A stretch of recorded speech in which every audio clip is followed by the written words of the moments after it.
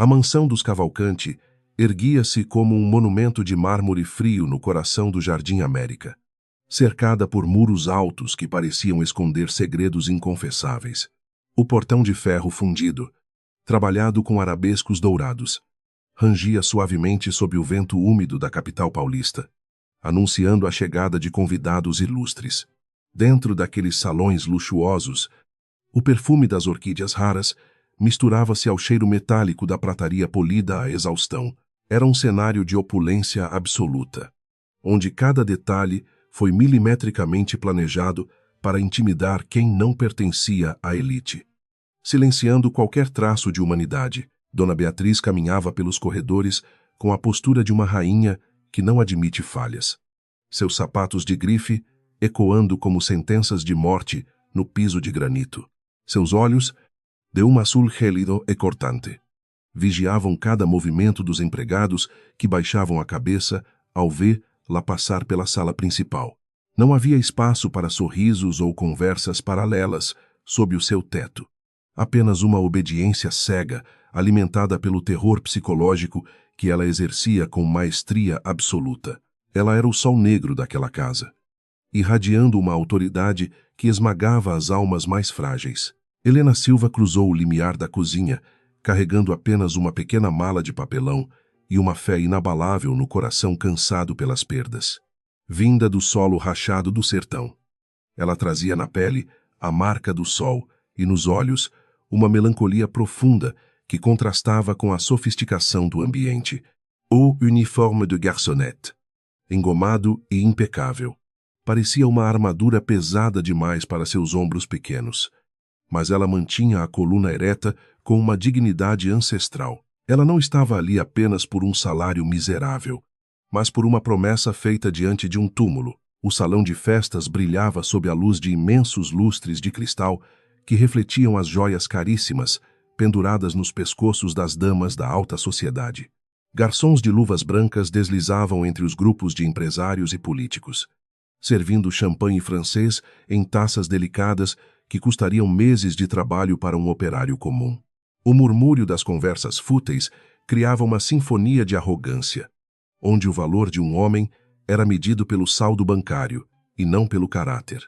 Helena observava tudo em silêncio, sentindo o peso daquela desigualdade social que gritava em cada canto. Afonso Cavalcanti, o patriarca da família, permanecia em um canto da sala com um sorriso forçado que não alcançava seus olhos cansados pela rotina exaustiva. Ele era o motor econômico daquela fortuna. Um homem que construiu seu império sobre sacos de café e exportações massivas para o exterior. Apesar da riqueza, havia nele uma aura de solidão profunda, como se estivesse perdido em seu próprio palácio de sonhos transformados em pesadelos. Ele raramente confrontava Beatriz, preferindo o refúgio do silêncio para evitar as tempestades emocionais de sua esposa, que governava a vida social com mão de ferro. Quando Beatriz avistou a nova servente pela primeira vez, um calafrio estranho percorreu sua espinha, algo que ela não sentia há muitas décadas de poder. Helena não desviou o olhar como os outros faziam, mantendo uma serenidade que beirava a afronta direta contra a autoridade estabelecida daquela mansão sombria. A patroa sentiu uma irritação imediata crescer em seu peito, uma necessidade impulsiva de humilhar aquela intrusa que ousava encarar a dona de tudo com tanta calma.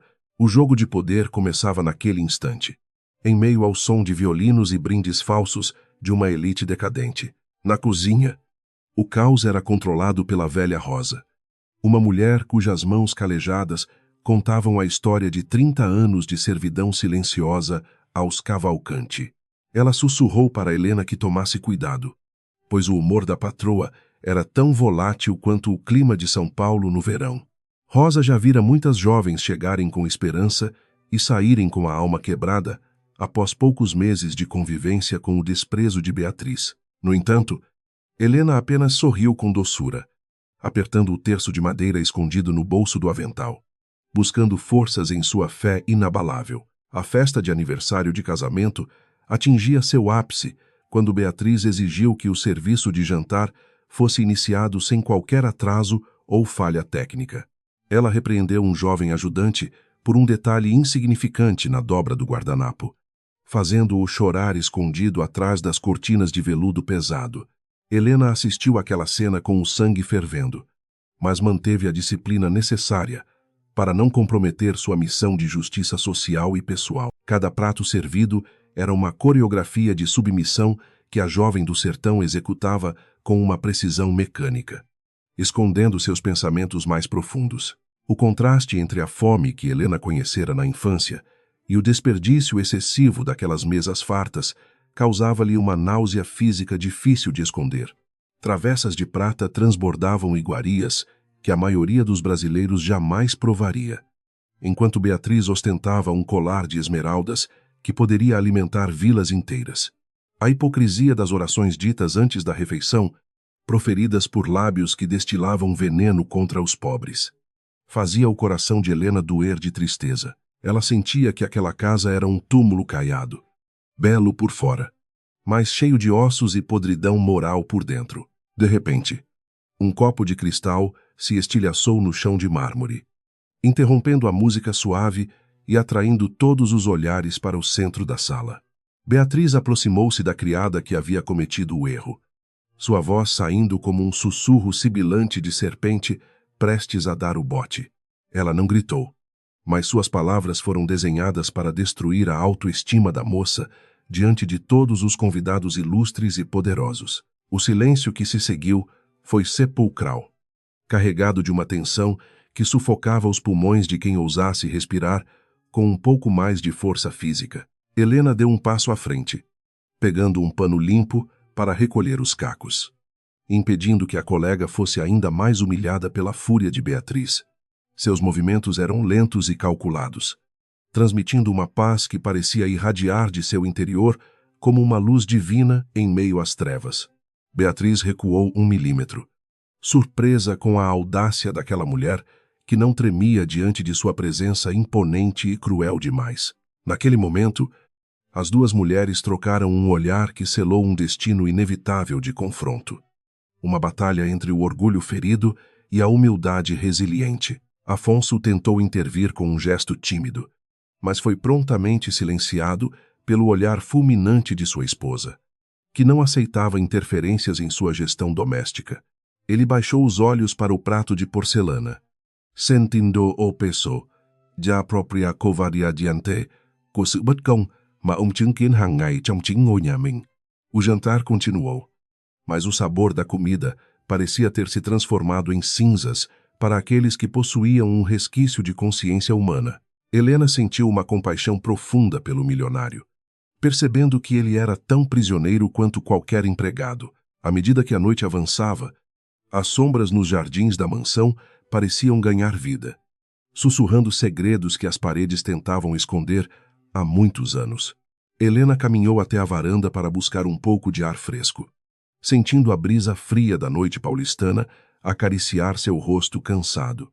Ela olhou para as estrelas e rezou por coragem, sabendo que os dias seguintes seriam marcados por provações terríveis e descobertas dolorosas. O caminho que ela escolhera era perigoso, mas a voz de sua mãe ainda ecoava em sua mente, pedindo justiça. Beatriz observava Helena da janela do andar superior, segurando uma taça de vinho tinto que parecia sangue sob a luz fraca dos abajures de luxo. Ela sentia uma inquietação inexplicável, uma sensação de que algo fundamental estava prestes a mudar em sua vida perfeitamente controlada e artificial.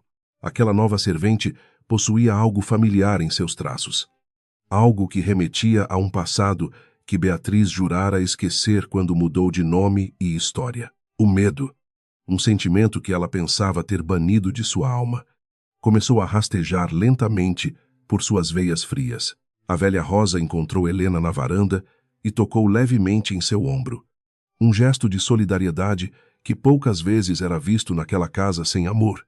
Ela entregou à jovem uma pequena lamparina, avisando que os corredores da mansão ficavam perigosos durante a madrugada para quem não conhecia seus labirintos.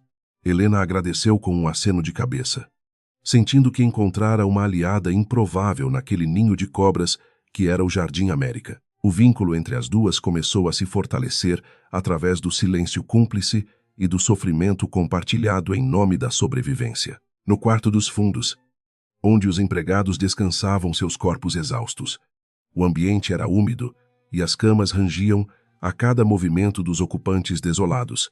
Helena deitou-se, mas o sono não vinha, pois as imagens da opulência e da crueldade de Beatriz dançavam em sua mente como chamas de incêndio.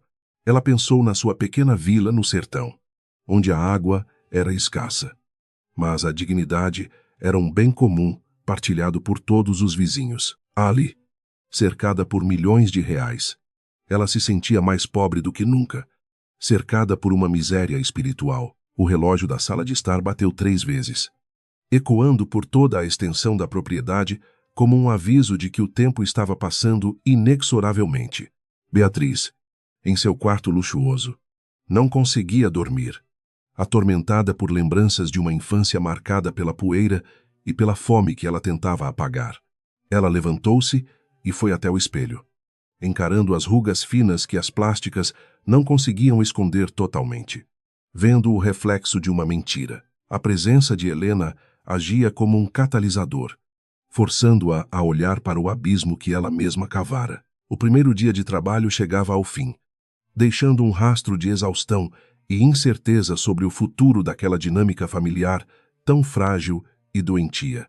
Helena fechou os olhos finalmente, entregando sua alma à proteção de Nossa Senhora Aparecida, pedindo sabedoria para lidar com a serpente que governava o palácio. Ela sabia que cada palavra dita e cada gesto realizado seriam analisados minuciosamente pela patroa vigilante que não dormia em paz. A batalha estava apenas começando, e o campo de guerra era uma mesa de jantar servida com vinhos e piores intenções. Enquanto o sol começava a surgir timidamente atrás dos prédios altos da metrópole, a mansão Cavalcante recuperava sua fachada de perfeição inabalável perante o mundo exterior. Os jardineiros já cuidavam das rosas, os motoristas poliam os carros de luxo e a engrenagem da riqueza voltava a girar sem qualquer remorso aparente.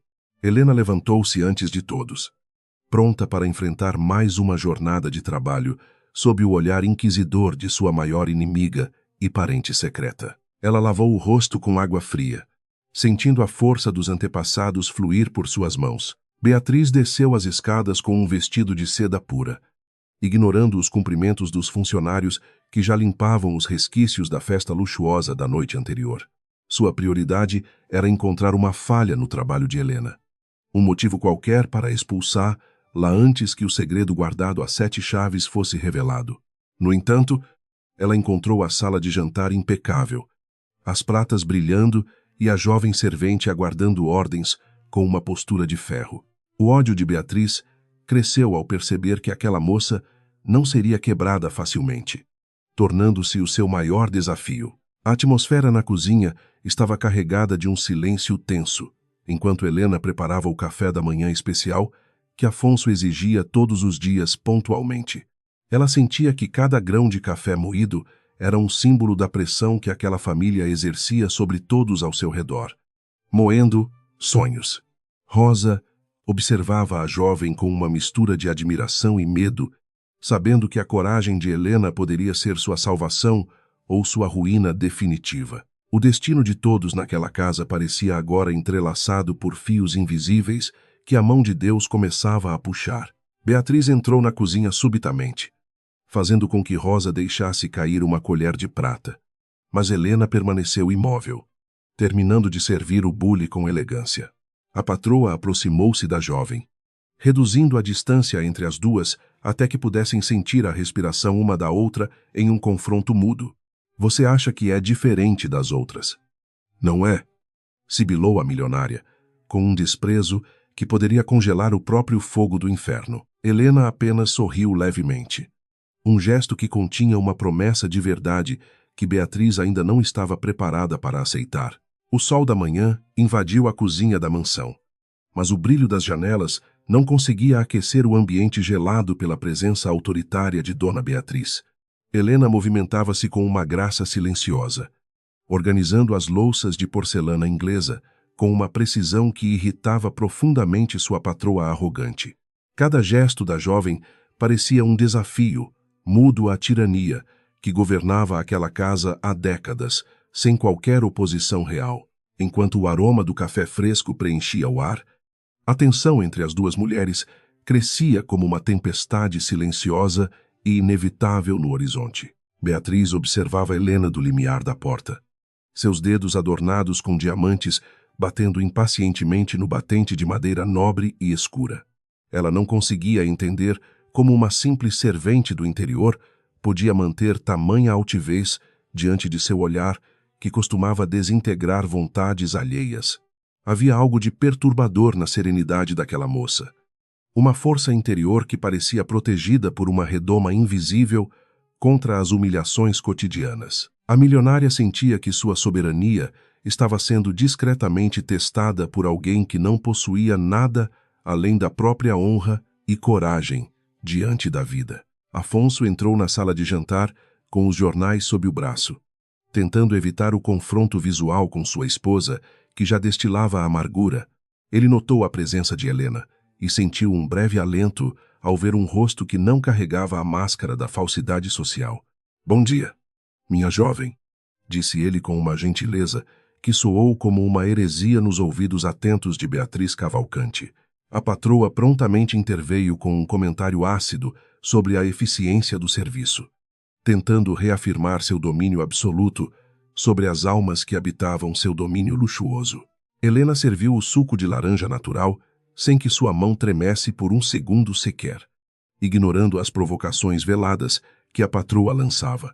Ela via em Afonso um homem prisioneiro de sua própria fortuna, alguém que vendera a paz em troca de um império de aparências vazias.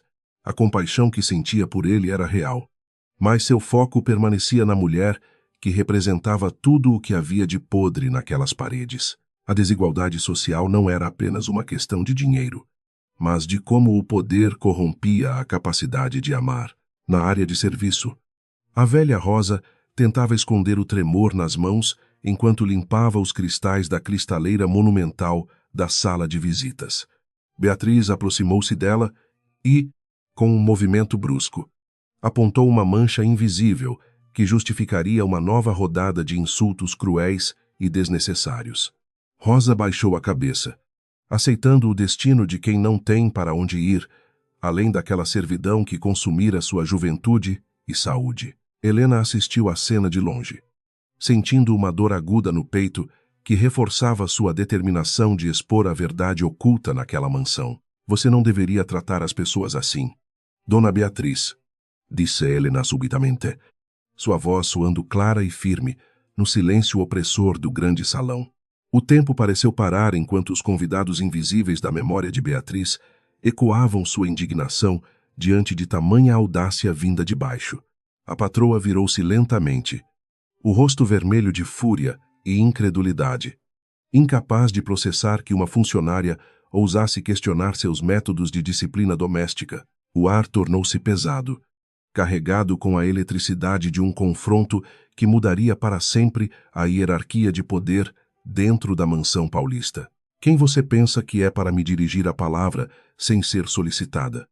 Sua insolente desqualificada que não conhece o seu devido lugar social", Beatriz gritou, perdendo a compostura que tanto prezava diante do espelho, revelando a face monstruosa que se escondia sob as camadas de maquiagem. "Cara", Helena não recuou, mantendo os pés firmes no mármore frio, sustentando o olhar da fera ferida em seu orgulho mais profundo e sombrio. Ela sabia que as palavras de ódio eram apenas escudos para proteger uma alma pequena que temia ser descoberta. Rosa soluçava baixinho no canto da sala, temendo que o destino de Helena fosse a expulsão imediata para as ruas perigosas da grande metrópole. No entanto, Afonso interveio com uma autoridade raras vezes vista, pedindo que Beatriz se acalmasse e voltasse para seus aposentos antes que perdesse a razão. A milionária bufou de indignação, mas percebeu que a presença de Helena exercia uma influência estranha sobre seu marido, algo que ela não podia controlar totalmente. Ela saiu bufando, deixando atrás de si um rastro de perfume francês e uma promessa de vingança terrível. Após o incidente, o trabalho continuou sob um manto de silêncio absoluto. onde cada passo era calculado para não despertar novamente a fúria da patroa. Helena aproximou-se de Rosa e segurou suas mãos frias, transmitindo-lhe um calor humano que a velha senhora não sentia há muito tempo naquela casa. Não tenha medo, vovó. A senhora não está mais sozinha nesta batalha desigual contra a maldade que se veste de seda e ouro. As lágrimas de Rosa molharam o avental de Helena, selando um pacto de amizade que transcendia as barreiras sociais. Durante a tarde, Helena foi encarregada de organizar a biblioteca particular de Afonso, um santuário de livros raros que ele raramente tinha tempo de ler. Ela deslizava os dedos pelas lombadas de couro, sentindo o cheiro de papel antigo e sabedoria esquecida pelos donos daquela imensa propriedade. Entre 2 volumes de poesia clássica, ela encontrou um envelope amarelado que parecia ter sido escondido propositalmente para não ser encontrado por mãos curiosas. O coração da jovem acelerou ao perceber que aquele papel poderia conter a primeira pista concreta sobre o passado obscuro da família. Ela guardou o envelope sob o uniforme, sentindo o papel áspero contra sua pele, como se fosse um segredo que queimava em busca de luz. Beatriz observava a biblioteca através de uma câmera de segurança escondida, seus olhos estreitados em desconfiança constante sobre as intenções reais daquela servente misteriosa. A milionária sentia que o controle de sua vida estava escorrendo por entre os dedos. Uma sensação de impotência que a levava a agir com ainda mais crueldade. O medo de ser desmascarada transformava-se em uma obsessão que a impedia de dormir e ter paz. A noite caiu sobre São Paulo, trazendo consigo o barulho constante do tráfego intenso e as luzes artificiais que tentavam apagar as estrelas do céu. Na cozinha, Helena preparava um chá de ervas para Afonso, seguindo as instruções de Rosa, que conhecia bem as preferências do patrão melancólico.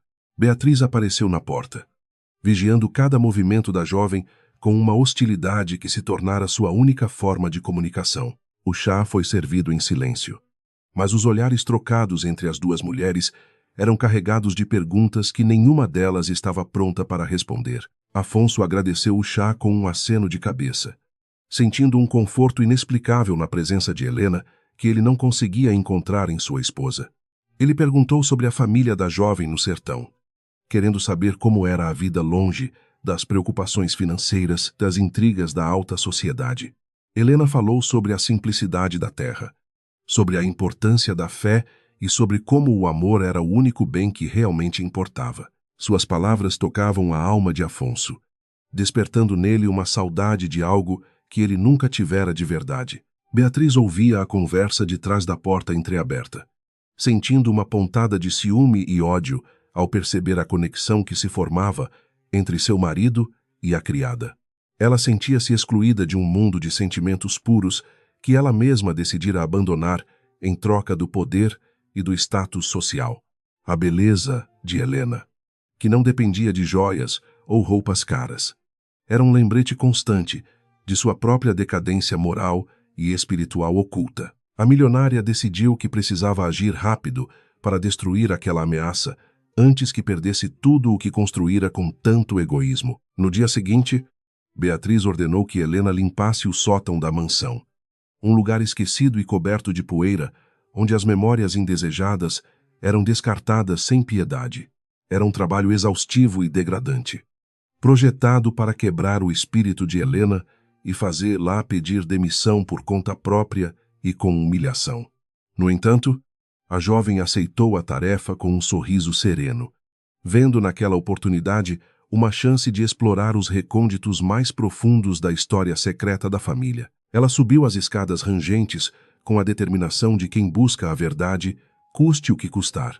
O sótão estava repleto de móveis antigos, cobertos por lençóis brancos, que pareciam fantasmas sob a luz fraca que entrava pelas pequenas janelas circulares. Helena começou a afastar os objetos, revelando álbuns de fotografias antigos e caixas de recordações que Beatriz tentara apagar de sua biografia oficial de luxo. Ela sentiu uma presença estranha naquele lugar, como se os antepassados dos Cavalcanti estivessem observando seus movimentos com uma expectativa silenciosa e ancestral. A poeira sufocava, Mas a curiosidade de Helena era mais forte que o desconforto físico de um trabalho tão pesado e solitário. Ao abrir um baú de madeira de lei, Helena encontrou roupas de bebê feitas de tecido simples, muito diferentes da opulência que caracterizava a vida atual de Beatriz. Havia também uma certidão de nascimento com um nome que ela nunca ouvira mencionar nas conversas sociais da elite paulistana. A descoberta fez com que as peças do quebra-cabeça começassem a se encaixar na mente perspicaz da jovem servente que buscava justiça histórica. Beatriz não era quem dizia ser, e seu império de mentiras estava prestes a sofrer o primeiro abalo sísmico de sua existência material. Beatriz subiu as escadas do sótão com passos rápidos, sentindo que Helena estava perto demais de segredos que deveriam permanecer enterrados para sempre sob o pó. Ela encontrou a jovem segurando a certidão de nascimento e, em um acesso de raiva cega, arrancou o papel de suas mãos com violência física. O que você pensa que está fazendo com as minhas coisas privadas? Sua ladra miserável, que não respeita a intimidade alheia, o grito ecoou pelo espaço vazio, carregado com o desespero de quem vê sua máscara de cristal começar a trincar irremediavelmente diante da verdade. Helena encarou a patroa com uma calma que parecia sobrenatural, sentindo apenas pena da mulher que vivia fugindo de sua própria origem humilde e sofrida. A senhora tem medo do passado porque ele revela que somos todos iguais diante dos olhos de Deus, independentemente do dinheiro que possuímos, disse suavemente. Beatriz levantou a mão para esbofetear a jovem, mas parou no ar, impedida por um lampejo de consciência que ainda sobrevivia em seu coração endurecido pela ganância. O confronto no sótão marcou o fim da inocência e o início de uma guerra declarada. Lá embaixo, Rosa ouvia os gritos e rezava fervorosamente diante da imagem de São Jorge, pedindo proteção para a moça que trouxera luz para sua vida escura.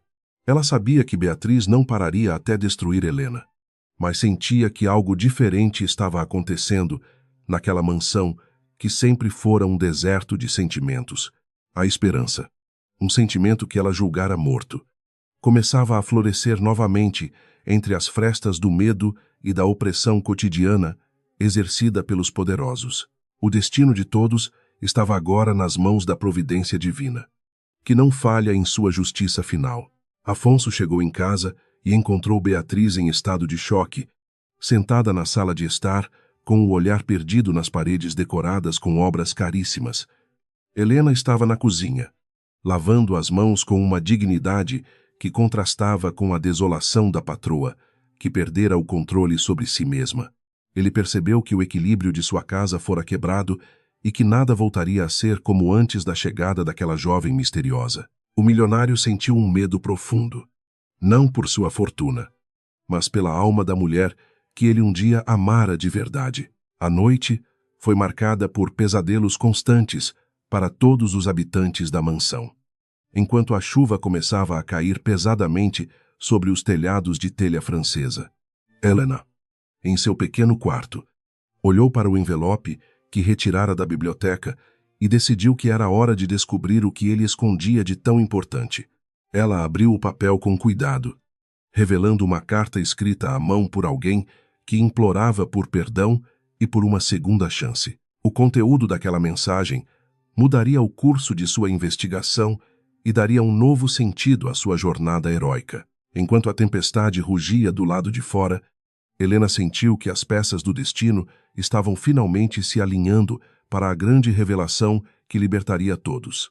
Ela guardou a carta sob o travesseiro, fechando os olhos para um descanso necessário antes das provações que o novo dia certamente traria para sua alma. A justiça tarda, mas não falha para aqueles que caminham sob a luz da verdade e da honestidade inabalável diante das adversidades da vida. O silêncio da mansão era agora um campo de batalha silencioso, aguardando o amanhecer de uma nova era de luz. O orvalho da manhã cobria as folhas das palmeiras imperiais que adornavam a entrada da mansão, transformando o jardim em um labirinto de sombras úmidas e perfumes intensos. Helena caminhava entre os canteiros de rosas importadas, sentindo a terra molhada sob seus sapatos simples de trabalho. Enquanto o sol começava a rasgar o céu cinzento de São Paulo, ela carregava consigo uma pequena pá de metal, encarregada de cuidar das flores, que Dona Beatriz exigia que estivessem sempre perfeitas. Como se a natureza pudesse ser domesticada pela vontade de uma mulher amarga e sem alma. Enquanto removia algumas ervas daninhas perto de uma estátua de mármore italiano, Helena sentiu algo metálico e frio tocando as pontas de seus dedos calejados pelo serviço doméstico exaustivo. Ela escavou cuidadosamente a terra preta, revelando uma pequena corrente de prata escurecida pelo tempo, que trazia um pingente circular com um nome gravado de forma rústica. Maria, dizia a inscrição quase ilegível, cercada por pequenos detalhes que lembravam o artesanato típico das regiões mais pobres e esquecidas do interior do Brasil. O objeto pulsava com uma energia de tristeza e abandono profundo. O nome Maria era tão comum quanto a poeira das estradas. Mas naquele contexto de luxo artificial, ele soava como um grito de socorro vindo de um passado enterrado.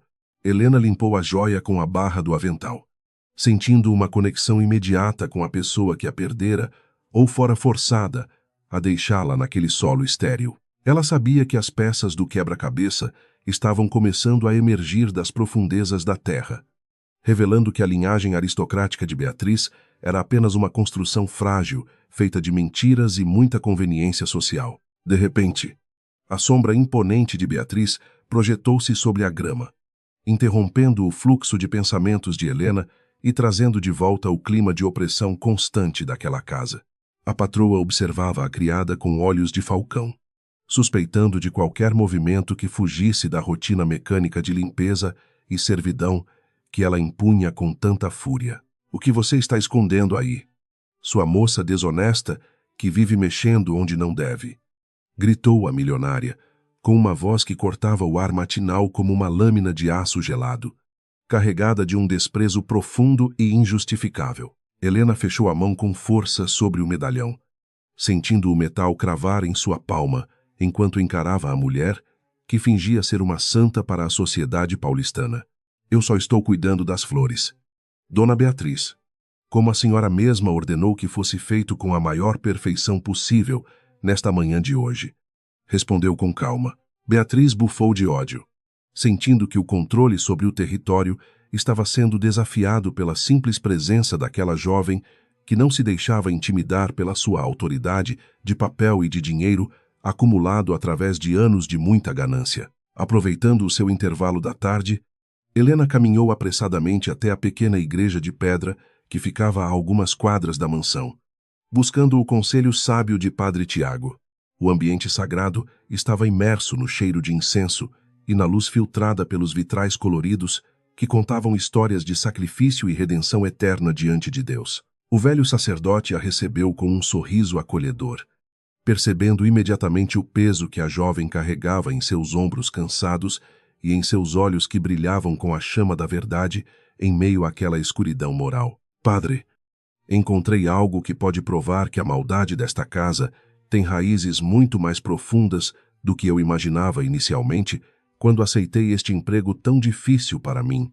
Ela mostrou a corrente de prata para o homem de Deus, que a examinou com óculos de leitura, suspirando diante da revelação silenciosa contida naquele metal humilde e gasto pelo tempo. Tiago falou sobre como os pecados do passado sempre encontram uma forma de voltar à luz, alertando que a justiça divina não se apressa, mas nunca esquece de cobrar suas dívidas dos corações orgulhosos.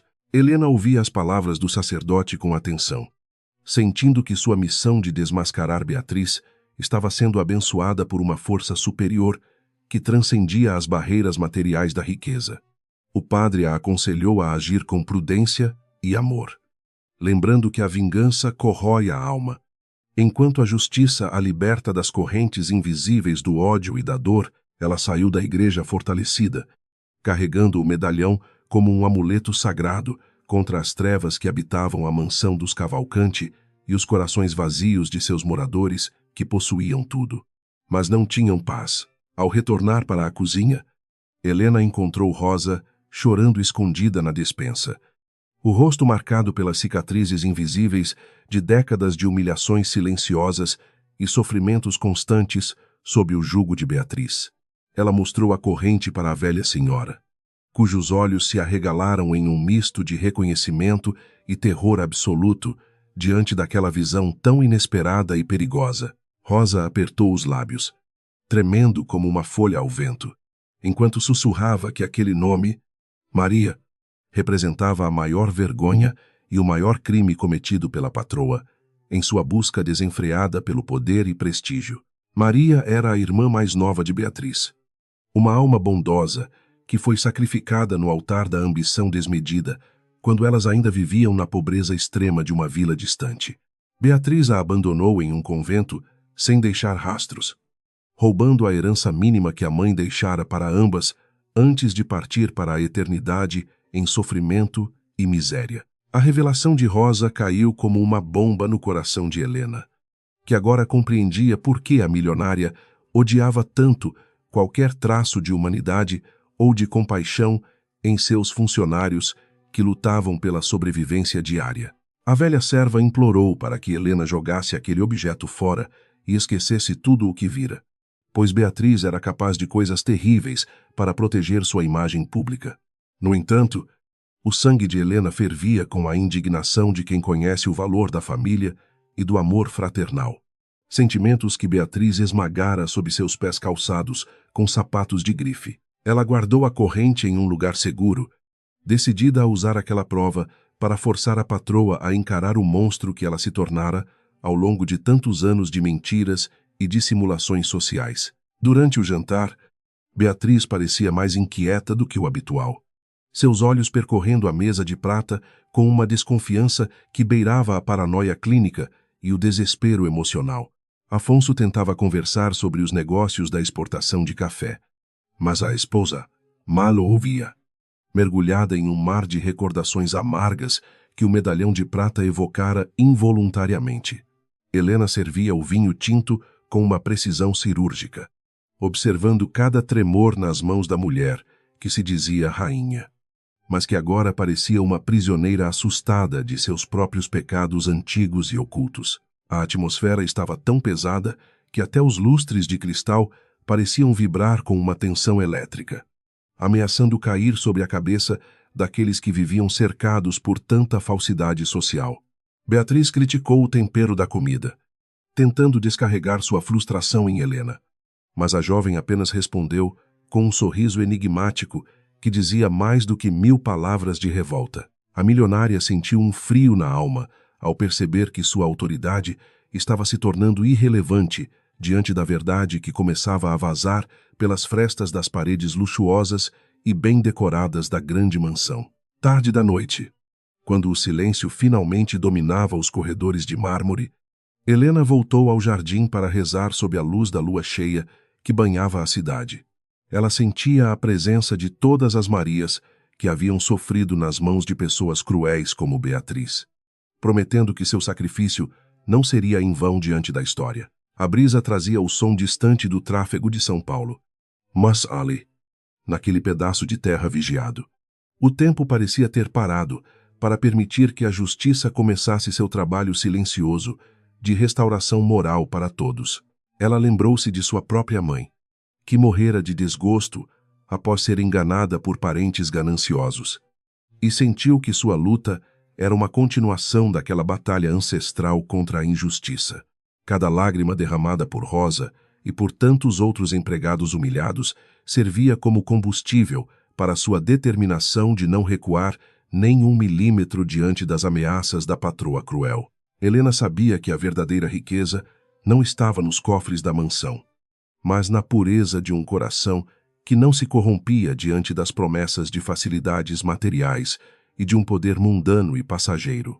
Enquanto caminhava de volta para o quarto dos fundos, ela viu uma luz acesa no escritório de Afonso, o milionário que parecia buscar respostas nos livros para uma vida vazia. Ele a viu passar e fez um sinal para que entrasse, querendo apenas companhia humana para suportar a solidão que o cercava, apesar de toda a sua fortuna imensa. Helena sentou-se diante dele com respeito, ouvindo-o falar sobre as escolhas erradas que fizera ao se casar com uma mulher que amava apenas o brilho das joias e o status social da alta sociedade paulistana arrogante. Afonso confessou que suspeitava de que Beatriz escondia algo grave, mas que nunca tivera coragem de investigar por medo de destruir a estabilidade que o dinheiro lhe proporcionava diariamente. Helena olhou nos olhos dele e viu um homem bom que fora sufocado pela vaidade da esposa, tornando-se um cúmplice passivo de tantas atrocidades cometidas contra os mais humildes trabalhadores. Ela não revelou o segredo do medalhão ainda, sabendo que o momento certo exigiria mais do que apenas uma acusação verbal, mas uma prova que não pudesse ser contestada por nenhum advogado caro ou influente. O diálogo entre o patrão e a criada foi interrompido pelo som seco de passos no corredor, indicando que a vigilância de Beatriz nunca descansava totalmente durante as madrugadas frias. Helena despediu-se rapidamente, voltando para o seu refúgio simples, onde a fé era sua única companhia constante contra o medo que tentava se infiltrar em seus sonhos de liberdade. Ela deitou-se, pensando no nome Maria e em como aquela palavra curta carregava o peso de uma tragédia brasileira tão comum, ao mesmo tempo tão única em sua crueldade emocional, financeira e social. No dia seguinte, a notícia de um grande evento beneficente organizado por Beatriz começou a circular pelos bastidores da mansão, trazendo uma carga extra de trabalho e de exigências absurdas.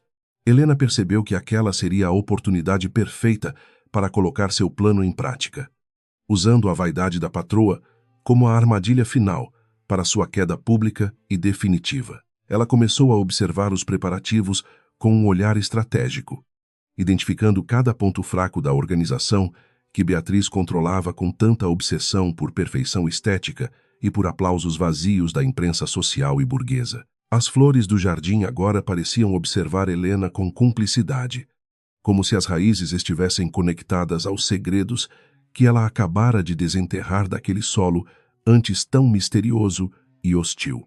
Ela sentia que não era mais uma simples servente, mas um instrumento de algo muito maior, uma força que visava reequilibrar as contas morais daquela família tão poderosa e tão pobre. O brilho do medalhão de prata, agora limpo, refletia a luz da esperança que começava a iluminar os recônditos mais escuros da mansão Cavalcante e das almas que nela habitavam tristemente. Beatriz passava os dias gritando com os decoradores, exigindo que tudo fosse feito com o maior luxo possível para impressionar seus convidados, sem saber que o desastre se aproximava dela rapidamente. Helena trabalhava dobrado, suportando os insultos com uma dignidade que deixava a patroa cada vez mais intrigada e temerosa sobre o que se passava na mente daquela jovem nordestina. A batalha de nervos estava atingindo seu ápice, e o silêncio de Helena era mais barulhento do que qualquer grito de protesto que ela pudesse dar contra as injustiças sofridas naquele palácio. No final da tarde, Helena encontrou um pequeno retrato escondido atrás de uma prateleira na despensa, mostrando duas meninas abraçadas em um campo de girassóis secos, muito longe da opulência paulista. Uma das meninas tinha o olhar duro de Beatriz, enquanto a outra possuía a doçura que Rosa descrevera ao falar da irmã, abandonada e esquecida pela ambição cruel da mais velha. O contraste era doloroso, revelando que a maldade não nasce com a pessoa, mas é cultivada através das escolhas egoístas que fazemos ao longo de nossa jornada terrena em busca de sucesso. Guardando o retrato junto ao medalhão, Helena sentiu que o cerco estava se fechando e que a máscara de cristal de Beatriz Cavalcante não resistiria a mais um impacto da realidade nua.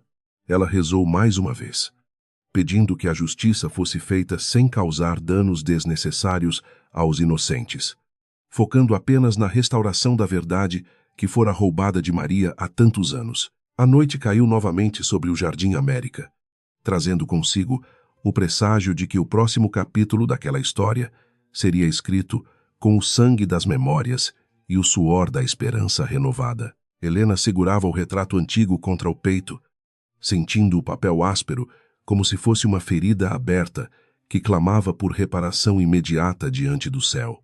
Naquele pequeno pedaço de papel, a doçura da menina Maria contrastava violentamente com a dureza precoce que já habitava os olhos de Beatriz, antes de toda aquela riqueza falsa.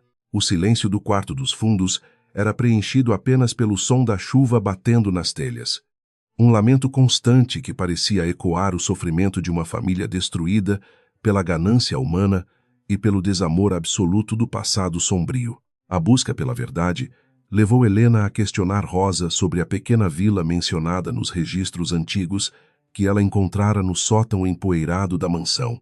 A velha serva, tremendo de pavor, revelou que Beatriz nascera em um rincão esquecido de Minas Gerais, onde a pobreza era a única herança das famílias humildes. Antes de se tornar a grande dama da sociedade paulista, ela era apenas Bia, uma jovem ambiciosa que odiava o cheiro de terra molhada e a simplicidade das vestes de algodão cru que sua mãe costurava com tanto carinho e esperança renovada. Enquanto isso, no andar de cima, Beatriz encarava seu reflexo no espelho de cristal veneziano, tentando ignorar as vozes que sussurravam seu verdadeiro nome nas sombras do quarto. Ela aplicava cremes caríssimos sobre a pele, mas nenhuma substância química era capaz de apagar a marca da culpa que ardia em sua alma, endurecida pelo tempo. A imagem da mãe agonizante em uma cama de palha voltava à sua mente como um fantasma vingativo, cobrando a promessa de cuidado que ela quebrara sem qualquer remorso para fugir com um viajante rico que lhe prometera o mundo inteiro e luxuoso. Na manhã seguinte, Helena obteve permissão para sair e dirigiu-se a um bairro periférico, onde vivia uma antiga conhecida da família de Beatriz, agora envelhecida e esquecida. Ao encontrar a senhora, Helena ouviu relatos de como a jovem Bia roubara as poucas economias da mãe doente, destinadas ao tratamento da irmã pequena, para comprar uma passagem de ida para a capital. A traição fora tão profunda que a mãe morrera chamando pela filha primogênita, perdoando-a, mesmo diante da morte cruel, causada pela fome e pela falta de medicamentos básicos e assistência médica digna e humana. Helena sentia as lágrimas queimarem seus olhos enquanto ouvia a história de uma mulher que trocara a dignidade pelo brilho efêmero do ouro e das joias caras. Como alguém poderia carregar tanto peso no coração e ainda assim caminhar com tamanha arrogância pelos salões da elite, humilhando aqueles que trabalham com honestidade? A jovem sentia que sua fé estava sendo testada, pois era difícil entender os planos de Deus diante de tamanha injustiça social e familiar que se desenrolava diante de seus olhos atentos e agora tão carregados de tristeza profunda e mágoa acumulada. Ao retornar para a mansão, Helena deparou-se com Beatriz, humilhando um mendigo que se aproximara do portão principal em busca de um pedaço de pão ou de uma moeda. A milionária ordenou aos seguranças que o retirassem com violência, alegando que aquela figura suja estragava a estética impecável de sua fachada de mármore e jardins bem cuidados. Helena correu para ajudar o homem, oferecendo-lhe sua própria marmita de almoço sob o olhar furioso da patroa, que via naquele ato de caridade uma afronta direta à sua autoridade absoluta e cruel perante os outros criados da casa opressora. O ódio de Beatriz por Helena transformou-se em uma obsessão doentia, pois ela via na moça o reflexo de tudo o que ela tentara destruir em si mesma décadas atrás.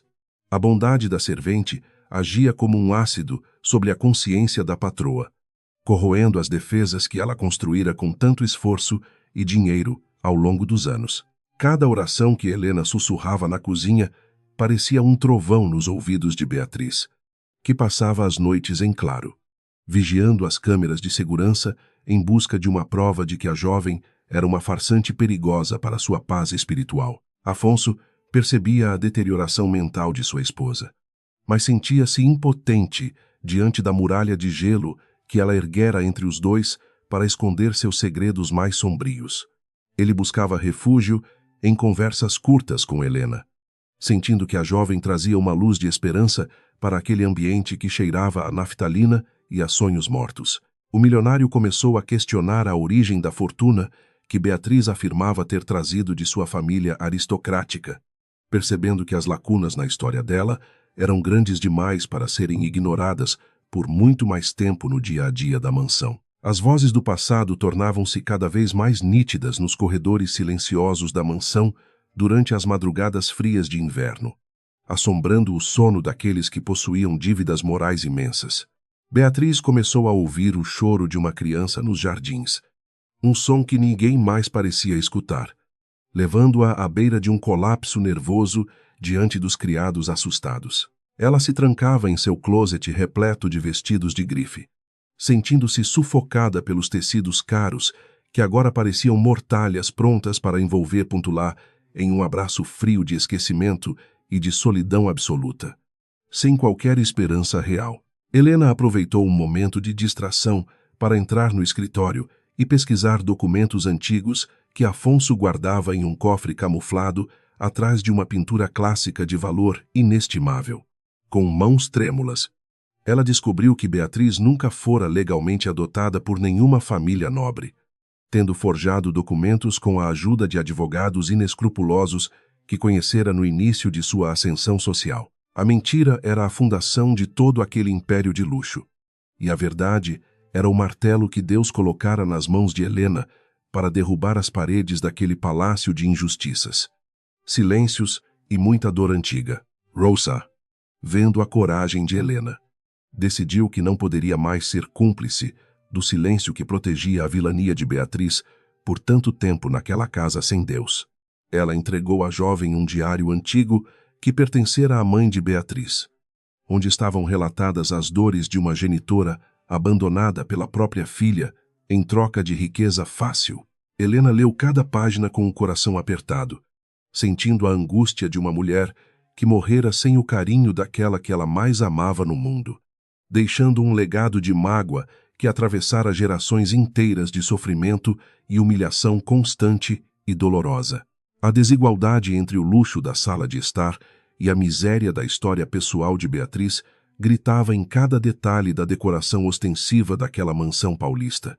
Helena preparava a mesa para o chá da tarde, colocando as xícaras de ouro com uma delicadeza que mascarava sua intenção de confrontar a patroa com os fatos descobertos recentemente. Ela sabia que a hora da verdade estava próxima e que o brilho dos diamantes não seria suficiente para ofuscar a luz da justiça que começava a brilhar através das sombras da traição, da mentira e da ganância desmedida praticada pela ricaça arrogante. Dona Beatriz entrou na sala com um semblante carregado, sentando-se com a rigidez de quem carrega o mundo nos ombros, mas recusa-se a admitir qualquer sinal de fraqueza humana. Ela exigiu que Helena saísse imediatamente de sua presença, alegando que a energia da moça a deixava desconfortável e irritada, sem um motivo aparente para tal reação tão brusca. Helena obedeceu, mas deixou sobre a mesa o medalhão de prata que encontrara no jardim. Um lembrete silencioso e poderoso de que o passado nunca fica enterrado para sempre, especialmente quando há sangue inocente clamando por justiça divina e reparação moral. Ao ver o objeto sobre a toalha de renda francesa, Beatriz sentiu o chão desaparecer sob seus pés, e um grito mudo ficou preso em sua garganta seca de medo. Ela reconheceu instantaneamente a corrente que sua irmã Maria usava no dia em que fora deixada no orfanato frio. Sob a chuva que lavava as lágrimas de ambas as meninas, as paredes da mansão pareciam estar se fechando sobre ela, e o perfume das flores transformou-se no cheiro acre da pobreza que ela tanto tentara evitar ao longo de sua vida de mentiras e dissimulações sociais constantes. Vazias e cruéis. Padre Tiago visitou a mansão naquela tarde, trazendo uma palavra de conforto para os funcionários e um olhar de advertência silenciosa para os donos da propriedade rica e sombria. Ele conversou com Beatriz sobre a importância do arrependimento sincero, mas a milionária apenas sorriu com desdém, afirmando que sua consciência estava limpa e que sua posição social a protegia de qualquer julgamento terreno ou espiritual. O sacerdote suspirou profundamente, sabendo que o orgulho é a raiz de todos os males e que a queda de Beatriz seria tão espetacular quanto fora sua ascensão baseada na dor de sua própria família biológica. Helena buscou força na imagem de Nossa Senhora, sentindo que a batalha que travava não era contra uma mulher, mas contra um sistema de valores que privilegiava o ter sobre o ser humano.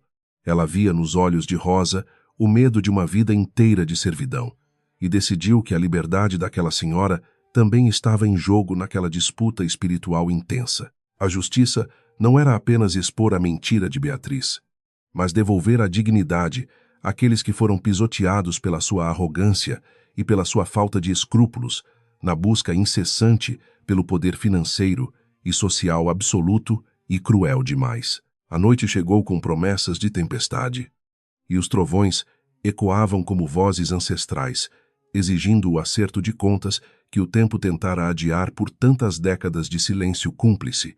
No quarto de Helena. A carta que ela encontrara na biblioteca parecia vibrar com a verdade contida em suas linhas trêmulas e carregadas de um arrependimento tardio e muito doloroso para quem lê. Ela leu novamente o conteúdo, percebendo que o destino a trouxera para aquela casa por um motivo muito maior do que um simples emprego, ligando sua própria história àquela tragédia de proporções bíblicas, sociais e familiares. Beatriz começou a vagar pela casa como uma alma penada, segurando o medalhão contra o peito enquanto falava sozinha com as sombras que habitavam os cantos escuros dos grandes salões luxuosos.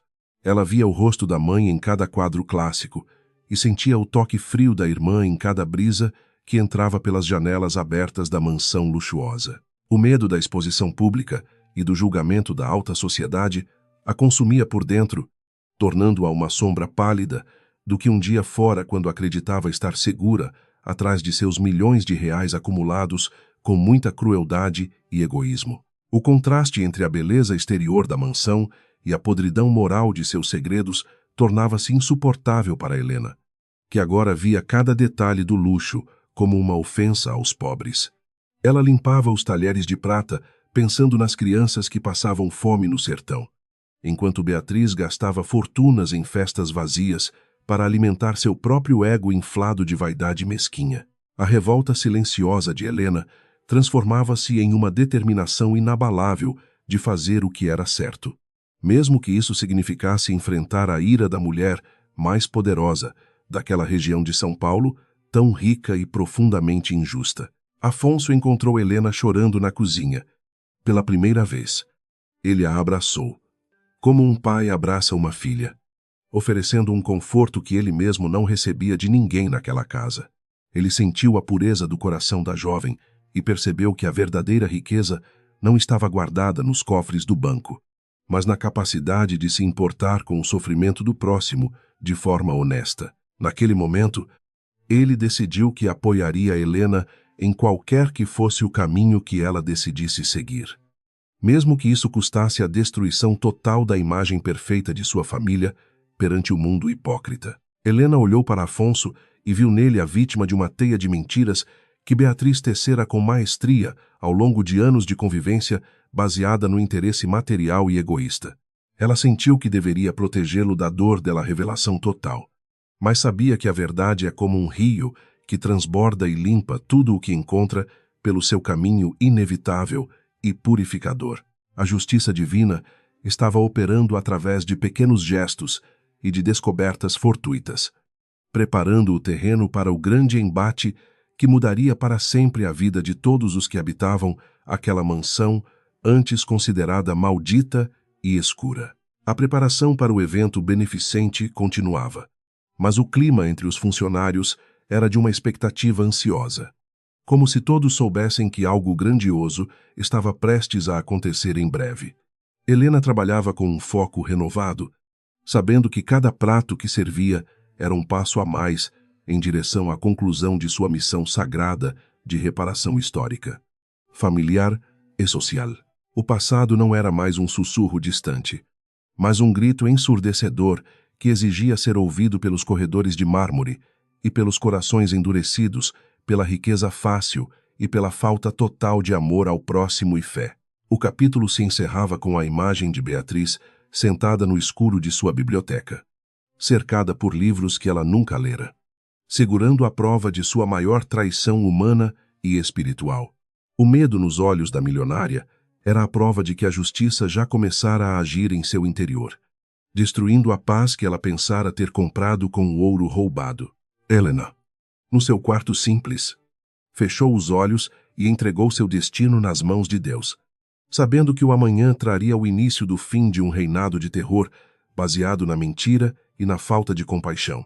A manhã do grande evento beneficente começou com um céu carregado de nuvens pesadas, refletindo a tensão que dominava os corredores da mansão Cavalcante. Dona Beatriz corria de um lado para o outro, gritando ordens impossíveis para os funcionários que mal tinham tempo de respirar entre uma tarefa e outra.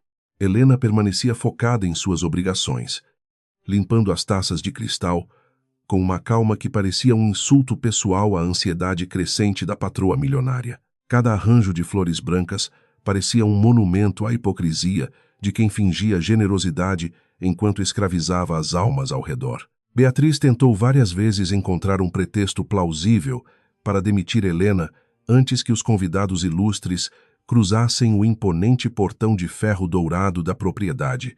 Ela revirou as gavetas da cozinha em busca de qualquer item que pudesse sugerir um roubo ou uma negligência grave por parte da jovem vinda do sertão. No entanto, tudo estava impecável, organizado com uma perfeição que beirava a afronta direta contra o caos interno que consumia a mente da ricaça. O medo de ser desmascarada transformava-se em uma paranoia física que fazia suas mãos cravejadas de joias tremerem visivelmente. Os primeiros carros de luxo começaram a chegar por volta das 19 horas, despejando a elite paulistana em seus vestidos de seda e ternos, feitos sob medida. O jardim brilhava sob luzes artificiais que tentavam esconder as imperfeições da alma de quem as acendera com tanto orgulho e vaidade extrema. Helena, vestida com seu uniforme impecavelmente engomado, servia os canapés finos com uma elegância que chamava a atenção dos presentes, despertando sussurros sobre sua origem misteriosa e nobre. Ela era o centro silencioso de um furacão de falsidade social que estava prestes a explodir diante de todos. Afonso recebia os convidados com um sorriso protocolar, mas seus olhos buscavam constantemente a figura resiliente de Helena entre a multidão de rostos vazios e gananciosos. Ele sentia que algo monumental aconteceria naquela noite e que a paz de sua casa estava por um fio de seda muito fino e perigoso. Beatriz, por sua vez, exibia-se como uma santa protetora dos desamparados, discursando sobre a caridade enquanto ignorava o sofrimento daqueles que limpavam o chão que ela pisava com tanto desprezo. A dissonância entre suas palavras e seus atos era quase palpável no ar pesado. O ponto alto da festa seria o leilão de uma joia rara, cujo valor seria destinado a um orfanato fictício que Beatriz usava para lavar sua consciência pesada. Helena aproximou-se do palanque, carregando uma bandeja de prata, coberta por um pano de veludo negro, onde repousava a peça que todos desejavam adquirir por vaidade. No entanto, sob o veludo, a jovem escondera o medalhão de prata de Maria e a fotografia antiga que provava a origem humilde da patroa.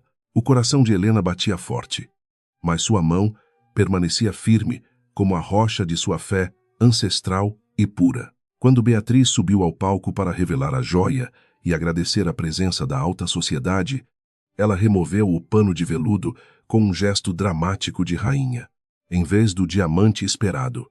O que surgiu sob a luz forte dos holofotes foi a corrente de prata escurecida e a imagem das duas meninas pobres.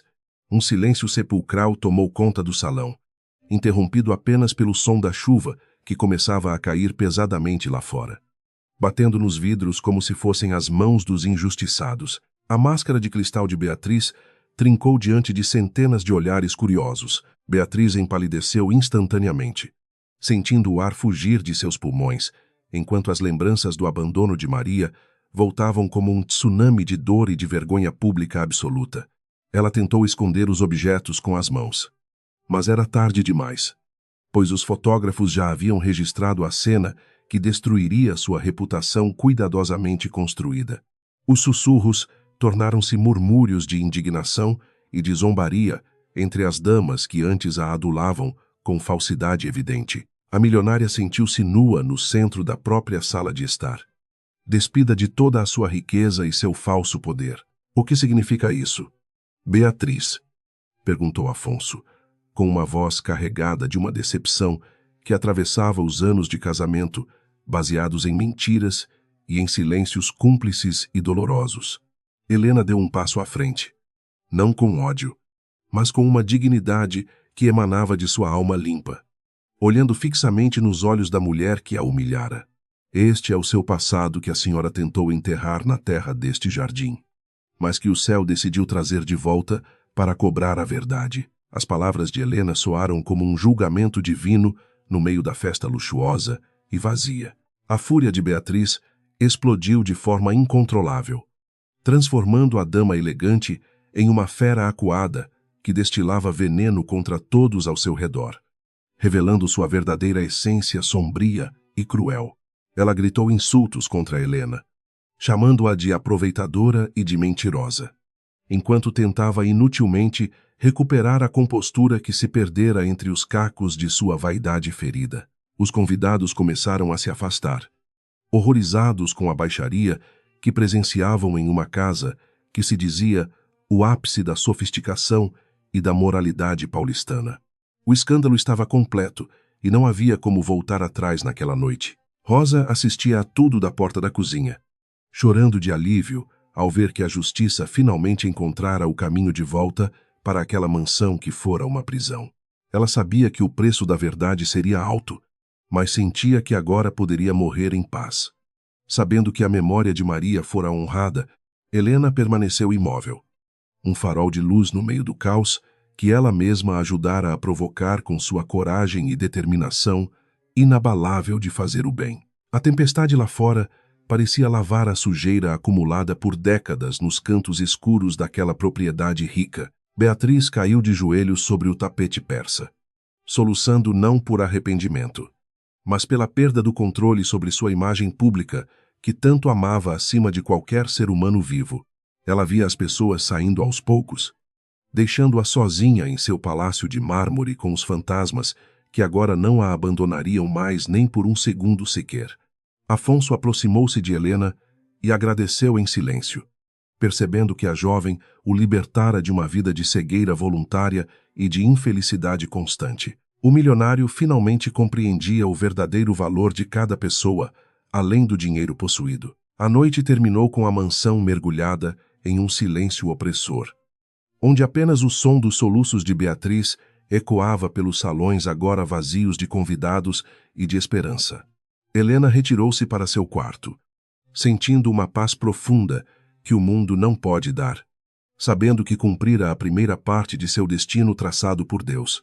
Ela rezou por Maria e por todas as vítimas da arrogância humana, pedindo que a luz da verdade continuasse a guiar seus passos nos dias difíceis que viriam a seguir. A batalha estava vencida, mas a guerra pela alma de Beatriz continuava intensa. Durante a madrugada, Beatriz tentou queimar os objetos que Helena revelara, mas suas mãos não tinham força para acender o fogo da destruição que ela tanto praticara no passado cruel. Ela sentia a presença de sua mãe no quarto, uma sombra que a observava com tristeza e que não a deixava esquecer o crime de ter abandonado a própria família. A riqueza que ela acumulara parecia agora feita de papelão, pronta para ser levada pelo vento da justiça que soprava forte sobre o Jardim América. A milionária percebeu que estava completamente sozinha em sua miséria moral e espiritual profunda. No dia seguinte, os jornais estamparam fotos do incidente, transformando Beatriz Cavalcante no assunto principal das rodas de fofoca e de indignação da alta sociedade que ela tanto prezava antes. Helena continuou seus afazeres com a mesma dedicação de sempre, ignorando os olhares de ódio que a patroa lhe lançava das janelas superiores da mansão luxuosa e decadente. Ela sabia que Beatriz tentaria se vingar, mas não sentia medo, pois estava protegida por uma força que o dinheiro não podia comprar nem corromper com suas promessas vazias. A jovem era agora a verdadeira senhora daquela casa maldita. Padre Tiago voltou à mansão para tentar mediar o conflito, mas encontrou Beatriz trancada em seus aposentos, recusando-se a falar com qualquer pessoa que representasse a moralidade ou a fé cristã. Ele conversou com Helena no jardim, encorajando-a a permanecer firme na sua missão de restaurar a dignidade da família de Maria. custasse o que custasse para sua própria segurança física. O sacerdote percebia que a justiça divina opera de maneiras misteriosas e que Helena era o instrumento escolhido para limpar aquela linhagem de pecados antigos e de dores acumuladas por gerações inteiras de injustiçados. Afonso decidiu que era hora de enfrentar as consequências legais e financeiras das mentiras de Beatriz, iniciando um processo de auditoria em todas as contas da família e das empresas de café. Ele descobriu desvios imensos que Beatriz fizera para manter sua vida de luxo escondida do marido, revelando uma face de ganância que ele nunca imaginara ser possível em sua esposa. O milionário sentiu uma mistura de raiva e de alívio ao ver a verdade emergir das profundezas da burocracia corrupta que envolvia seus negócios e sua vida pessoal. Ele estava finalmente acordando para a realidade. Helena encontrou Beatriz na escadaria. Em vez de provocar, ofereceu-lhe um copo de água com uma gentileza que desarmou, por um momento, o ódio que consumia o coração da patroa caída. A senhora pode fugir de todos, mas não pode fugir de si mesma e do olhar de Deus, que tudo vê e tudo julga no seu tempo certo, disse suavemente. Beatriz derramou a água no chão, mas seus olhos mostravam uma fraqueza que ela nunca admitira antes.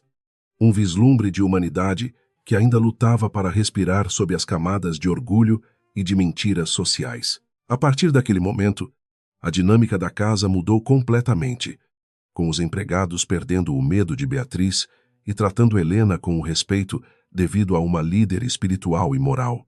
Rosa começou a contar histórias sobre a infância de Maria, trazendo de volta a humanidade que fora roubada daquela família pela ambição desmedida de uma única mulher sedenta de poder e fama. A mansão começou a se transformar em um lar novamente, mesmo sob o peso do escândalo, pois a verdade tem o poder de libertar até as almas mais endurecidas pelo tempo e pela dor. Beatriz planejava sua última jogada para expulsar Helena e retomar o controle da situação, sem perceber que o cerco da justiça estava se fechando de forma definitiva ao redor de seus pés cansados.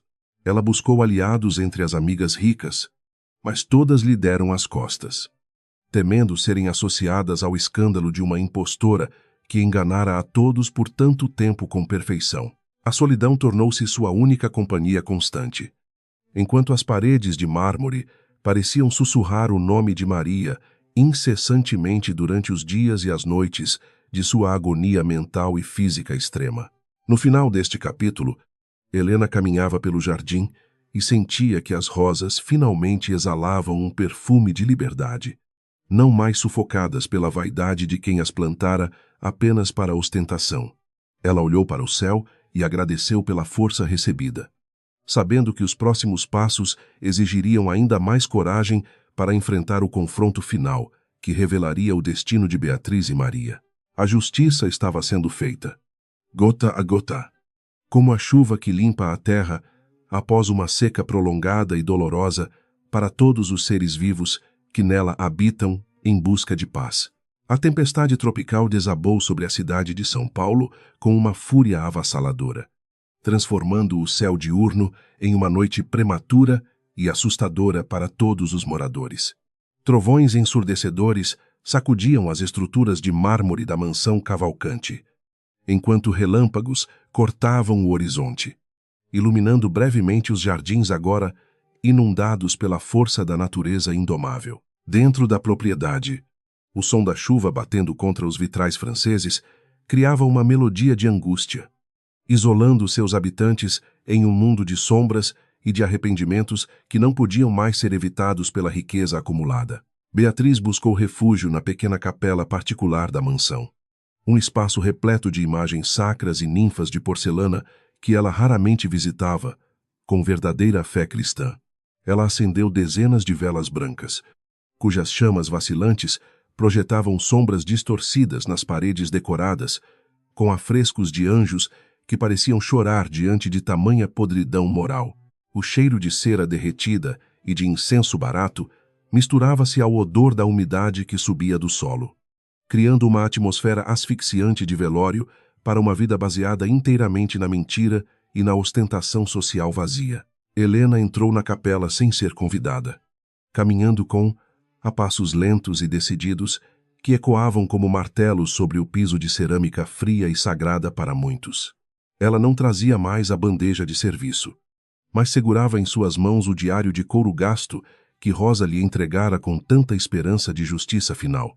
A patroa virou-se bruscamente, com os olhos injetados de sangue e o rosto marcado pelo desespero de quem se vê encurralada pela própria biografia suja e secreta. O confronto final entre a verdade e a dissimulação começava naquele recinto silencioso. A senhora sabe muito bem o que aconteceu naquela noite fria em que sua mãe exalou o último suspiro, chamando desesperadamente pelo nome da filha que a traíra. Helena começou a falar com uma voz baixa e penetrante que parecia atravessar as camadas de gelo do coração de Beatriz com uma precisão cirúrgica e dolorosa. Ela descreveu a miséria da choupana, o cheiro de morte e a tristeza de Maria, ao ver que o dinheiro para o remédio fora roubado por quem deveria ser sua protetora natural. Cada palavra era uma faca afiada na alma. Beatriz tentou tapar os ouvidos, mas a voz de Helena era onipresente, amplificada pelo eco da capela e pelos trovões que rugiam do lado de fora da mansão. Ela caiu de joelhos diante do altar, soluçando compulsivamente, enquanto a imagem de sua mãe moribunda surgia em sua mente com uma nitidez insuportável para qualquer ser humano consciente. Eu fiz o que precisei para sobreviver, gritou a milionária, entre soluços de raiva e de autocomiseração, tentando justificar o injustificável perante o julgamento divino que agora se apresentava através de uma servente simples e muito corajosa. Você não sobreviveu. Você apenas matou a alma de quem mais te amava no mundo para comprar vestidos de seda e joias que agora não valem nada. Helena aproximou-se da patroa caída, sentindo uma mistura de nojo e de piedade profunda pela mulher que trocara a vida eterna por um palácio de mármore e solidão absoluta. Ela revelou que Maria passara anos procurando pela irmã, vivendo em condições precárias, mas mantendo a dignidade que Beatriz vendera ao primeiro viajante rico que aparecera em sua vila natal tão pobre e esquecida por todos. A revelação mais cruel ainda estava por vir, guardada como o golpe de misericórdia para destruir definitivamente o castelo de cartas que era a existência de Dona Beatriz Cavalcanti. Maria teve uma filha, uma menina que cresceu ouvindo histórias de uma tia que se perdera no mundo e de uma avó que morrera de saudade e fome. Helena respirou fundo, as lágrimas escorrendo livremente por seu rosto jovem, enquanto ela retirava do bolso um pequeno sapatinho de lã que Maria guardara por décadas. O silêncio que se seguiu foi mais pesado do que a própria tempestade tropical intensa. Eu sou a filha de Maria. Eu sou o fruto da dor que a senhora causou, ao abandonar sua própria carne e sangue em busca de uma vaidade estéril. Beatriz olhou para Helena com um horror novo, percebendo que sua própria sobrinha estivera servindo sua mesa e limpando sua casa, enquanto ela destilava veneno e arrogância constante. A conexão de sangue explicava o magnetismo e o medo que a jovem despertara nela desde o primeiro encontro no grande salão de festas luxuoso. O destino completara seu ciclo perfeito de justiça e de retorno espiritual. Minha mãe morreu sem nunca te odiar. Ela apenas rezava para que você encontrasse o caminho de volta para casa, antes que fosse tarde demais para o arrependimento.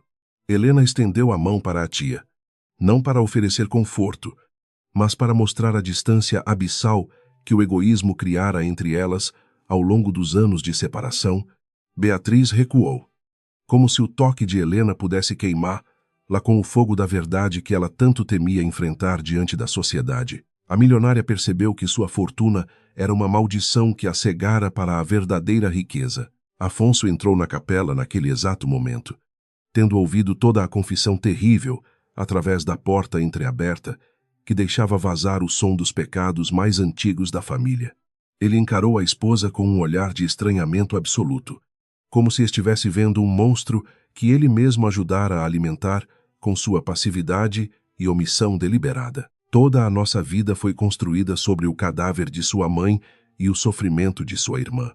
Beatriz, disse ele, com uma voz gélida que selava o fim de qualquer respeito que ainda restasse entre os dois cônjuges ricos. O milionário caminhou até Helena e, em um gesto de humildade que surpreendeu a todos, inclinou a cabeça em sinal de pedido de desculpas por toda a humilhação que ela sofrera. Ele sentia a vergonha de ter compartilhado a cama e os sonhos com uma mulher que fora capaz de tamanha atrocidade contra a própria família em nome do status. A fortuna dos Cavalcanti agora parecia manchada de sangue e de lágrimas. Um fardo que Afonso não estava mais disposto a carregar sem buscar uma forma de reparação real e profunda para os injustiçados sociais. Beatriz começou a rir de forma histérica, uma gargalhada sinistra que se misturava ao som dos trovões, revelando que sua mente não suportara o peso da revelação final e pública. Ela falava com as imagens de santos, pedindo que eles a defendessem daquela moça que viera do sertão para roubar seu trono de rainha da alta sociedade paulistana. O delírio tomou conta da milionária, que via Maria em cada canto da capela, estendendo as mãos em busca do medalhão de prata que fora o gatilho para toda aquela tragédia moderna e bíblica na mansão sombria. Helena sentiu uma exaustão imensa tomar conta de seu corpo, como se o peso daquela missão tivesse consumido todas as suas energias vitais em um único instante de verdade. Ela deixou o sapatinho de lã sobre o altar e saiu da capela, deixando Beatriz entregue aos seus próprios demônios e à escuridão que ela mesma cultivara com tanto esmero. Rosa a esperava no corredor, abraçando a jovem com uma força que transmitia todo o alívio de uma vida inteira de silêncios rompidos e de justiça finalmente alcançada perante os homens e Deus Pai Todo-Poderoso. A chuva continuava a lavar as paredes externas da mansão, mas nada poderia limpar a sujeira que se impregnara no coração de Beatriz durante décadas de ganância e maldade. Helena subiu para seu quarto, sentindo que o ar estava mais leve e que o fantasma de sua mãe finalmente poderia descansar em paz no cemitério da pequena vila. Ela sabia que a queda de Beatriz era definitiva e que nenhum advogado ou fortuna poderia reconstruir o que fora destruído pela luz da verdade nua e crua. A justiça divina se manifestara de forma implacável e muito necessária. Nos dias seguintes ao confronto, a mansão Cavalcanti transformou-se em um lugar de silêncio e de luto.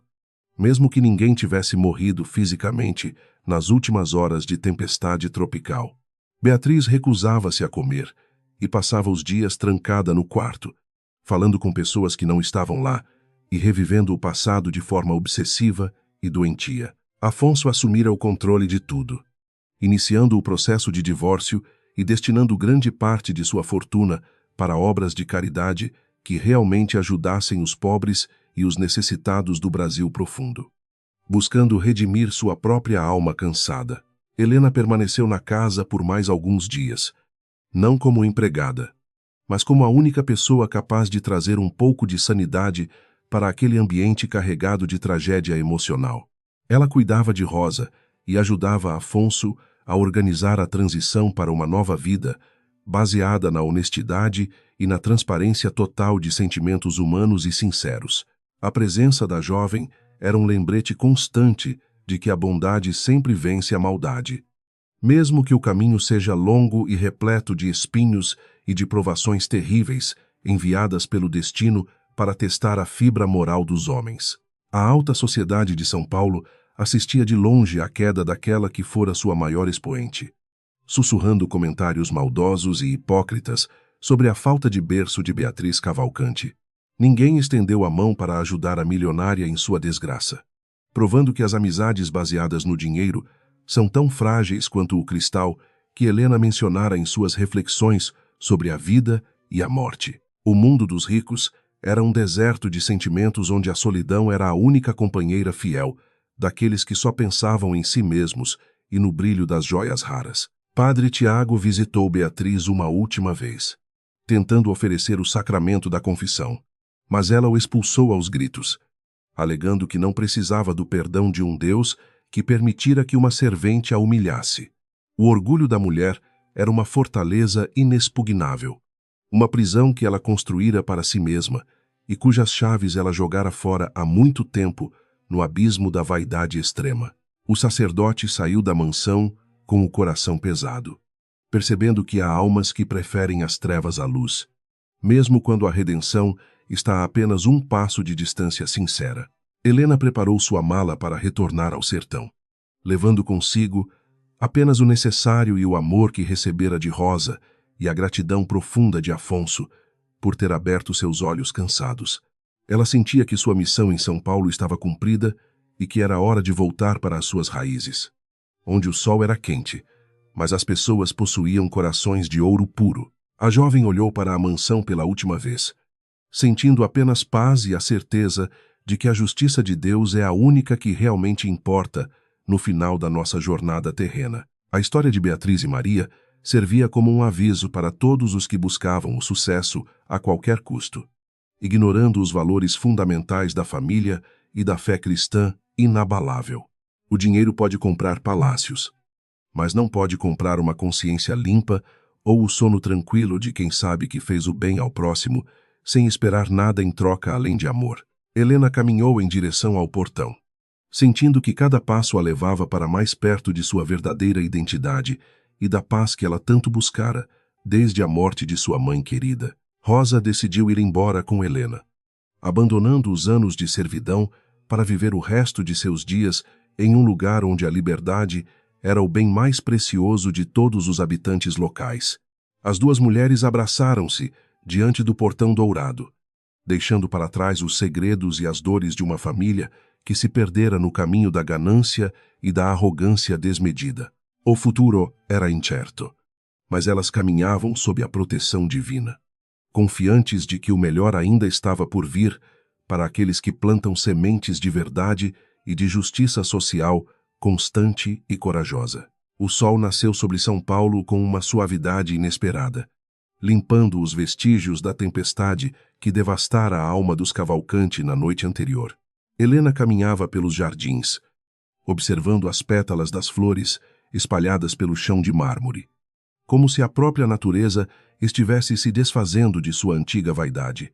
Ela sentia que o ciclo de dor e mentiras finalmente chegara ao fim, dando lugar a uma claridade que não vinha das lâmpadas luxuosas, mas da justiça divina. Cada passo em direção ao portão era uma libertação de fardos que ela nunca pedira para carregar durante sua vida. Afonso encontrou-a perto da fonte, segurando um envelope que continha o destino financeiro de muitas famílias necessitadas que ele decidira ajudar com sua imensa fortuna. Ele explicou que a mansão seria vendida e que o lucro seria integralmente destinado à criação da Fundação Maria, um centro de apoio para mães solteiras e crianças abandonadas. O milionário não buscava apenas a redenção pública, mas uma paz interior que o dinheiro nunca lhe proporcionara durante os anos de cegueira voluntária.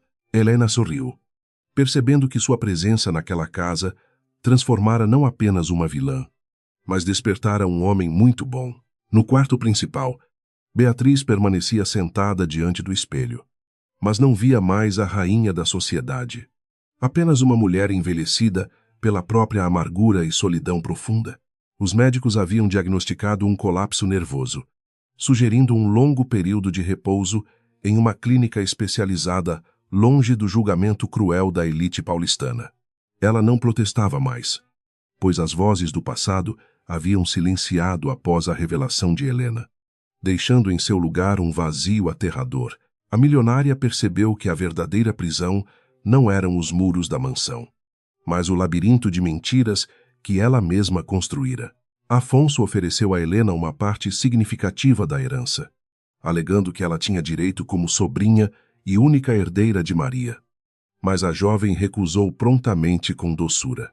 Eu vim buscar a honra da minha família, não o ouro que causou tanta desgraça e desunião entre as pessoas que eu mais amo, respondeu ela. Helena aceitou apenas o diário de sua avó e algumas fotografias antigas que Beatriz guardara por puro egoísmo no sótão escuro. Para ela, a dignidade recuperada valia mais do que qualquer conta bancária recheada de reais manchados pelo sofrimento alheio. Antes de partir, Helena pediu para ver a tia uma última vez, ignorando os conselhos de Rosa, que temia uma última reação violenta da mulher caída em desgraça. Ela entrou no quarto escuro e sentou-se ao lado da cama, segurando a mão de Beatriz, que estava fria e sem vida aparente no momento. Eu te perdoo por tudo o que você fez contra minha mãe e minha avó, disse Helena, em um sussurro carregado de uma fé inabalável em Deus. Uma lágrima solitária escorreu pelo rosto de Beatriz. O primeiro sinal de humanidade em décadas de puro gelo, aquele perdão agiu como um bálsamo milagroso, quebrando as últimas correntes de ódio que mantinham Beatriz presa à sua própria imagem distorcida de perfeição aristocrática e fria. Ela não conseguia falar, mas o aperto fraco em seus dedos mostrava que a mensagem de amor de Helena encontrara um caminho através da dor. O ódio que Beatriz sentia pela sobrinha transformara-se em uma vergonha profunda, um sentimento que era o início necessário para qualquer processo real de cura espiritual. A luz da verdade finalmente iluminava os recantos mais escuros de sua alma, atormentada pelo tempo e culpa, na estação de trem. O movimento frenético dos passageiros contrastava com a calma interior que Helena e Rosa demonstravam enquanto aguardavam a viagem de volta ao sertão querido. Elas deixavam para trás a metrópole cinzenta, levando apenas lembranças de uma batalha vencida pela força da honestidade e da devoção a Deus Pai. Afonso estava lá para se despedir, prometendo que visitaria a vila em breve para acompanhar o progresso das obras sociais que ele financiaria anonimamente. O abraço entre eles selou uma amizade eterna, baseada no respeito mútuo e na descoberta da verdadeira essência humana. A viagem de volta foi um tempo de reflexão e de oração, onde as paisagens verdes de São Paulo foram lentamente substituídas pelo solo avermelhado e seco do interior. Helena olhava pela janela, sentindo o calor do sol aumentar a cada quilômetro percorrido em direção ao seu verdadeiro lar e às suas raízes ancestrais. Ela pensava em como Deus escreve certo por linhas tortas, usando uma simples vaga de garçonete para restaurar a justiça em uma linhagem familiar marcada pela traição. A poeira da estrada agora parecia um perfume doce de liberdade para quem fora antes prisioneira. Ao chegar na pequena vila, a recepção foi emocionante, com os vizinhos e amigos, celebrando o retorno da jovem que partira em busca de uma vida melhor para todos. Helena não ostentava joias, mas trazia no rosto uma paz que irradiava esperança para todos aqueles que enfrentavam as dificuldades diárias da seca e da pobreza extrema. Ela começou a trabalhar na horta comunitária, ensinando que a terra, quando cuidada com amor, sempre devolve em dobro o que nela é plantado com fé. A história de sua jornada tornou-se uma lenda local, inspirando as outras jovens. A fundação criada por Afonso começou a dar frutos, transformando a vida de centenas de crianças que agora tinham acesso à educação e saúde de qualidade superior e digna. O nome de Maria estava gravado na entrada da instituição, não como uma marca de luxo, mas como um símbolo de resistência e de amor fraternal.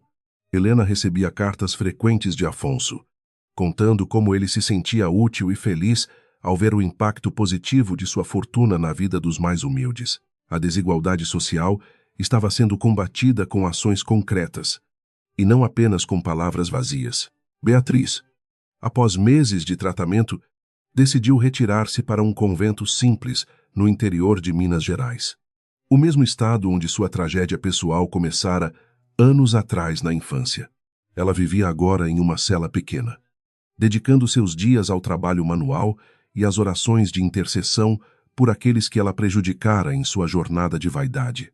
O luxo das sedas fora substituído pelo hábito de algodão cru, mas seu coração estava, pela primeira vez, leve e em paz com o passado. Ela escrevia cartas para Helena, compartilhando sua descoberta de que a riqueza é espiritual. Helena visitava o túmulo de sua mãe todos os domingos, levando flores colhidas em seu próprio jardim e rezando o terço em gratidão pela justiça finalmente alcançada.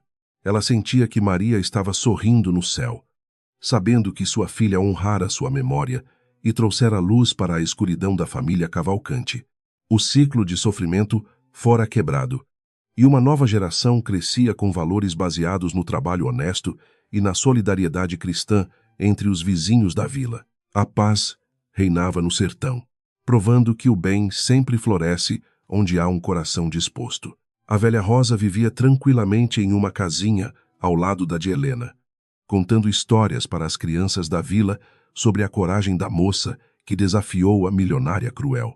Ela era a prova viva de que nunca é tarde para buscar a liberdade e que a lealdade verdadeira não se compra com salários altos, mas com respeito. O brilho nos olhos de Rosa era o maior troféu que Helena poderia ter conquistado em sua passagem pela mansão do Jardim América. A vida seguia seu curso natural, regada pela esperança de dias melhores e pela certeza divina. A mansão em São Paulo foi finalmente transformada em um centro cultural aberto a todas as classes sociais, onde a arte e a música preenchiam os salões antes silenciosos. As câmeras de segurança foram retiradas, pois não havia mais segredos para esconder ou medos para vigiar sob aquele teto agora abençoado pela transparência. O mármore frio parecia aquecer com o som das risadas das crianças que corriam pelos jardins, onde Helena um dia encontrara o medalhão de prata. A transformação física do lugar era o reflexo da mudança espiritual ocorrida em todos os personagens reais. Muitos anos depois, Helena já era uma senhora respeitada na região, conhecida por sua sabedoria e por sua imensa capacidade de ouvir o sofrimento alheio sem qualquer julgamento maldoso. Ela guardava o medalhão de Maria em uma caixinha de madeira, não como uma prova de crime, mas como um lembrete de que a verdade é a semente da paz. A história das máscaras de cristal fora contada e recontada, servindo de exemplo sobre como a vaidade pode destruir e como a humildade pode reconstruir mundos inteiros. O amor triunfara sobre a ganância humana. Afonso faleceu em paz, cercado pelo carinho dos funcionários da fundação que o consideravam um verdadeiro pai e protetor dos mais necessitados da sociedade brasileira contemporânea e sofrida. Ele deixara um testamento dividindo o restante de seus bens entre Helena e as obras de caridade, garantindo que o bem continuasse a ser feito por muitas gerações futuras. Helena usou sua parte para construir uma pequena capela na vila, dedicada a Nossa Senhora das Graças, onde todos podiam buscar conforto espiritual e renovar sua fé. A generosidade de Afonso foi sua última lição. A justiça divina, lenta, mas implacável, mostrou que ninguém foge das consequências de seus atos, mas que o arrependimento sincero abre as portas para uma nova chance de ser feliz. Helena olhava para o horizonte, vendo o sol se pôr sobre as montanhas do sertão, sentindo que sua jornada fora completa e abençoada. Ela era a prova de que a fé move montanhas de orgulho e que o amor é a única linguagem que Deus entende perfeitamente em todos os corações. O silêncio da noite trazia agora apenas o som da paz profunda. Beatriz terminou seus dias no convento, sendo cuidada pelas mesmas freiras que outrora ela teria desprezado em sua vida de luxo e de ostentação desnecessária e fútil. Ela aprendera o valor de um sorriso sincero e de um prato de comida compartilhado com alegria e gratidão diante do Criador de todas as coisas vivas. Suas últimas palavras foram de perdão e de agradecimento a Helena, a sobrinha que a salvara do abismo de sua própria alma vazia e gelada. A redenção era possível para todos, desde que houvesse a coragem da verdade. Acima, as cortinas se fecharam sobre a história da família Cavalcanti, deixando um legado de superação e de verdade que ecoaria para sempre no coração dos brasileiros sensíveis. A desigualdade social não desapareceu, mas a luta de Helena mostrou que cada indivíduo tem o poder de fazer a diferença em seu próprio círculo de influência moral e ética. A fé em Deus e a crença na justiça divina foram os pilares que sustentaram a jovem servente em meio às tempestades da vida. O amor, puro e desinteressado, foi a arma que venceu tudo. Na última cena desta longa e dolorosa jornada, vemos Helena caminhando sozinha pela estrada de terra, carregando um buquê de flores silvestres e um sorriso sereno nos lábios cansados. Ela para no topo da colina, olha para trás e vê a vida que construiu com tanto suor e honestidade inabalável diante das tentações do mundo moderno. Ela sabe que cumpriu seu papel e que a história de Maria agora está escrita nas estrelas do céu brasileiro para todo o sempre. O fim é apenas o começo de uma eternidade de luz.